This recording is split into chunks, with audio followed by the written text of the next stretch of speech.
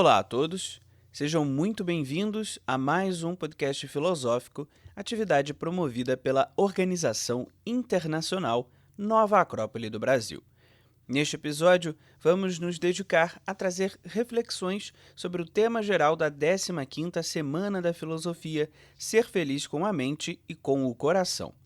Para isso, convidamos a professora voluntária da Nova Acrópole do Rio de Janeiro, a professora Mônica Dias. Oi, Mônica, seja muito bem-vinda. Obrigada, Pedro. Uma alegria estar aqui com vocês. Bem, Mônica, lembrando que o objetivo não é esgotar o tema, nem mesmo trazer verdades absolutas. Hoje, então, vamos trazer um ponto de vista sobre o coração, mas não um ponto de vista do órgão do corpo humano que bombeia o sangue para todo o corpo, esse órgão tão essencial, fundamental para essa nossa estrutura física, mas um ponto de vista simbólico. E isso é interessante, Mônica, porque é comum a muitas culturas antigas que tinham essa representação simbólica que normalmente estava relacionada a essa essência do ser humano. Então, Mônica, primeiro de tudo, eu gostaria de saber de você qual é o valor de conhecer os símbolos e, nesse caso, o simbolismo do coração. Bom, Pedro, o estudo dos símbolos, né, é uma ciência, um conhecimento, uma doutrina que nem sempre a gente dá o devido valor, né, não dá talvez muita importância, porque muitas vezes o conceito de símbolo fica relegado a uma subjetividade, a uma dimensão do conhecimento humano não racional, não intelectual. E eu considero que isso é um equívoco da nossa parte, né? Porque o símbolo ou o entendimento, né, do símbolo nos abre uma perspectiva muito, muito grande e, além de grande, né, uma perspectiva muito intensa, porque o símbolo é como se fosse uma linguagem, né? É a maneira como os símbolos se expressam. E, na medida que a gente pode compreender essa linguagem, entender essa linguagem, ou se alfabetizar, né, nessa linguagem, a gente tem condição de compreender a mensagem que essa linguagem nos passa, né? Porque toda linguagem, a linguagem simbólica é assim também, ela traz uma mensagem, traz uma informação. E seria muito interessante se a gente conseguisse ler, né, essa linguagem, ler esses símbolos. No caso do coração, né, especificamente, a gente encontra muitas tradições, muitas citações, muitas referências em que o coração está presente. Né? Se a gente pensa nas antigas civilizações, nas grandes civilizações, são muitos os exemplos, né, em que o coração é utilizado como símbolo para representar algo que está por trás, né? Não uma ilustração, como você falou, de um órgão do corpo, né? Ou de uma alegoria, né? Simplesmente, mas traz uma mensagem por trás. Então, por exemplo, no Egito, a gente tem um símbolo que é espetacular, né? Que é conhecido como a pesagem do coração. É uma imagem, mas é muito mais do que só uma imagem. Traz todo um conceito, uma forma de vida, que representa o destino, né, da alma do homem depois da morte. E nessa concepção, os egípcios antigos entendiam, né, que após essa passagem, que nós chamamos de morte, o coração, né, do homem, o coração do morto, era colocado numa balança para ser pesado. E esse é um simbolismo também muito especial, porque num prato era colocado o coração e no outro prato era colocado uma pena, a pena da deusa Maat, a deusa da justiça, das leis, da natureza, né, da ordem universal. E esse simbolismo nos fala que se espera, né, que o coração seja tão leve quanto a pena de Maat. Então aqui já traz um simbolismo muito profundo que para os egípcios não se centrava apenas no momento pós-mortem, mas referenciava toda uma forma de vida, de purificação, né, desse coração, uma referência para se viver buscando um coração puro.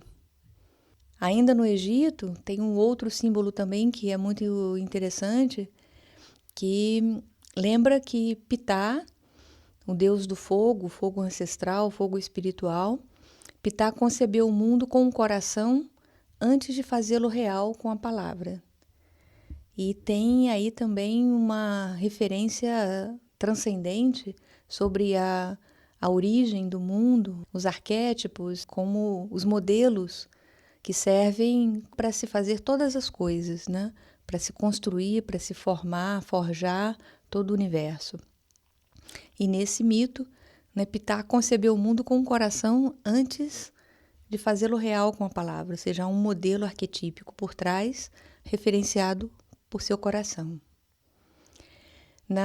Ainda no âmbito das religiões, né, no cristianismo e no islamismo também, o coração é o reino ou o altar de Deus. Então, fala desse lugar, entre aspas, né, um lugar de consciência elevado, né, um lugar alto, onde mora Deus.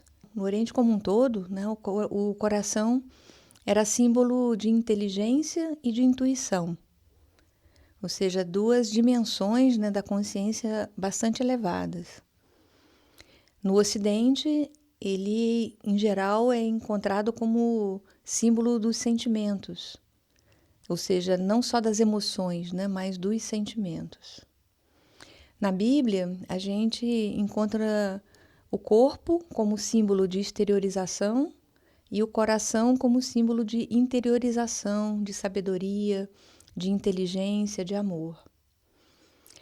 Na filosofia Sufi, os místicos, né, os homens mais iluminados, né, os sábios, são chamados de homens de coração. Então a gente vê nesses exemplos, né, há alguns outros, mas acho que basta, né, como exemplos.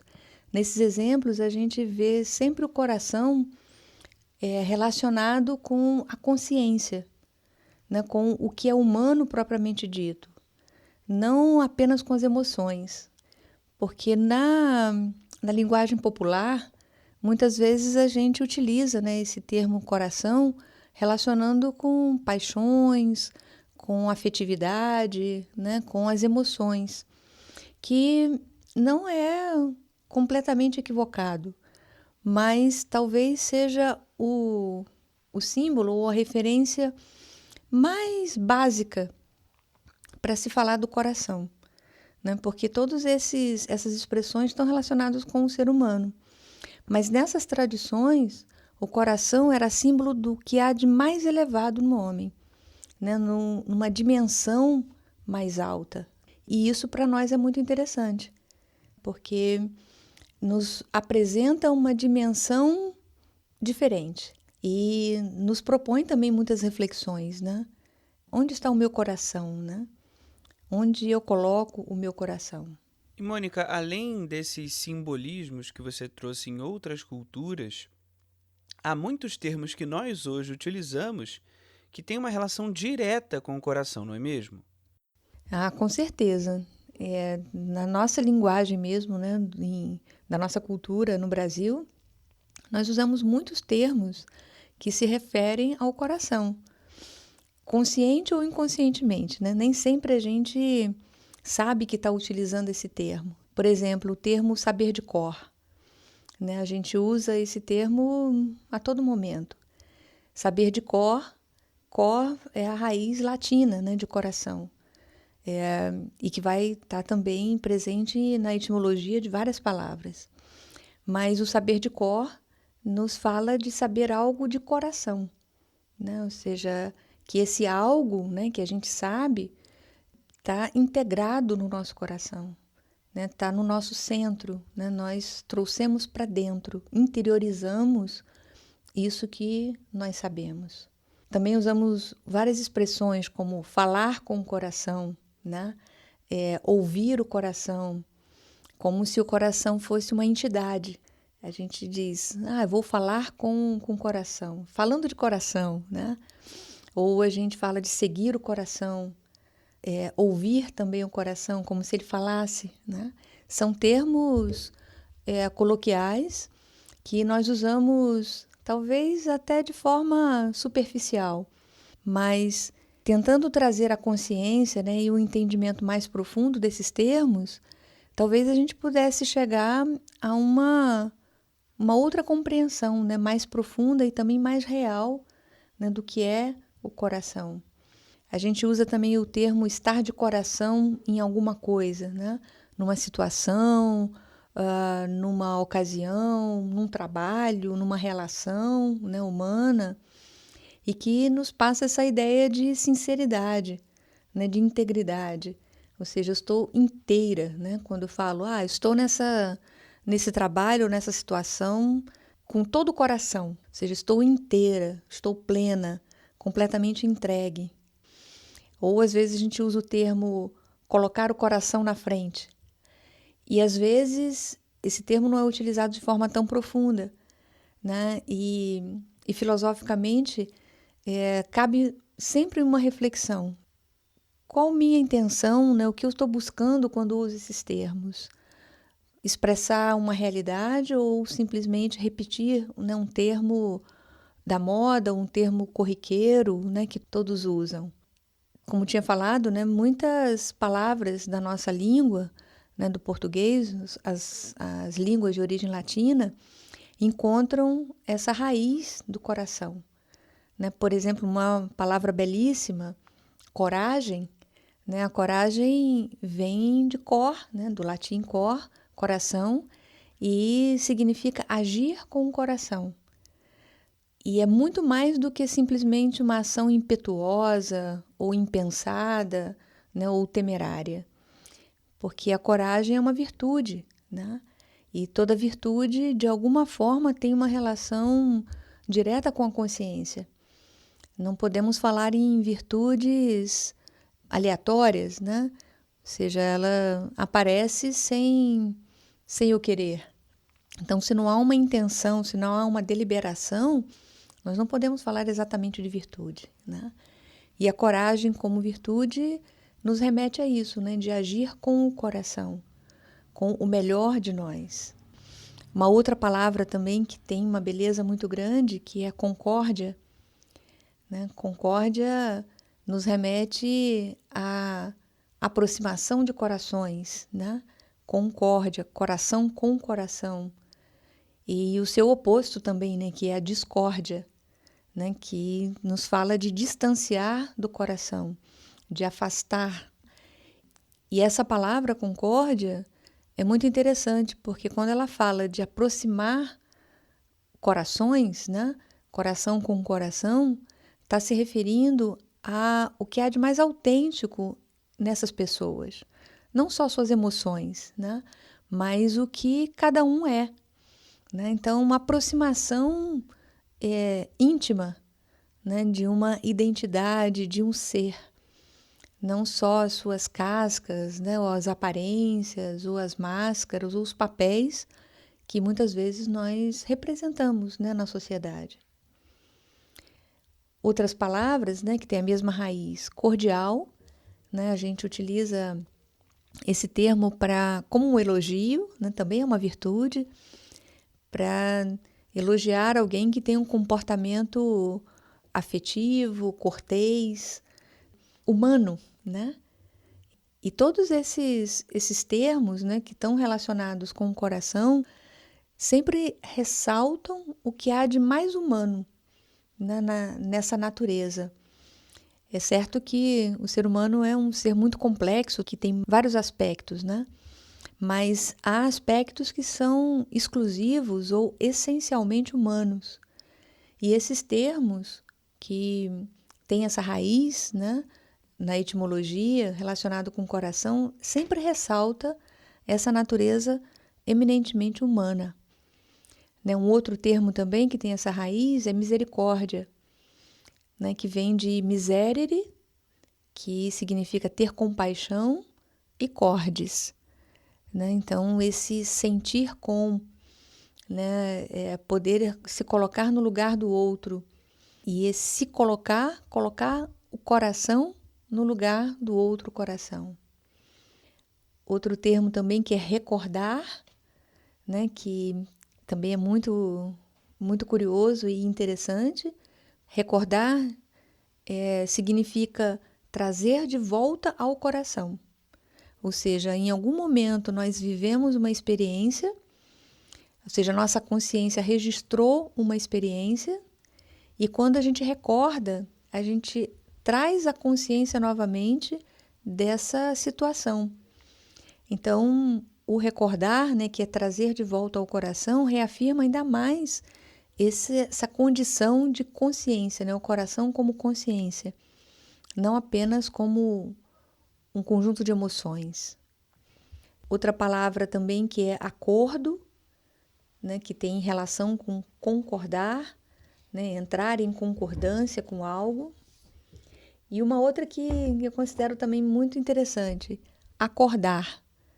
Né, acordar no sentido não de fazer acordo, né, que o acordo por si só, né, já tem essa etimologia, mas acordar no sentido de despertar, né, de abrir os olhos, né, de sair da cama, vem do latim cordatus, que significa de juízo prudente, né, uma pessoa acordata, prudente. E é muito interessante porque acordar, né, na sua etimologia, fala dessa prudência, porque a pessoa prudente se mantém desperta, né, ou seja, está acordada, não está inconsciente, né? Então, mais uma vez, né, reforça essa ideia do coração como sede da consciência. Então, se fala de um coração consciência, não apenas um coração emocional, né, que é muitas vezes espontâneo, né, e aí há uma diferença entre o ser emocional e o ser espiritual, né, ou o ser autêntico, né, o ser que expressa aquilo que nós realmente somos, que também nos fala de uma vida interior. E aí esse símbolo está mais do que adequado, né, para se referir à vida interior, porque o coração, como símbolo, ele está no centro, né, não só um centro geográfico, né, um centro geométrico do nosso corpo físico, mas está no centro do nosso ser. Então, a vida interior se refere a esse coração-consciência, né? Então, há uma distinção, né, nesse ser emocional e um ser espiritual ou um ser consciente, que nos remete a essa ideia de autenticidade, né? Ser quem nós realmente somos. E aqui eu também queria comentar algo, né? Porque a autenticidade muitas vezes também é entendida como espontaneidade. E compreendendo essa linguagem, né, simbólica do coração, não podemos ver isso como sinônimos, né? Autêntico e espontâneo. Porque o autêntico, né, essa autenticidade, vai nos remeter a esse elemento elevado, né, humano propriamente dito, essa dimensão mais alta de consciência.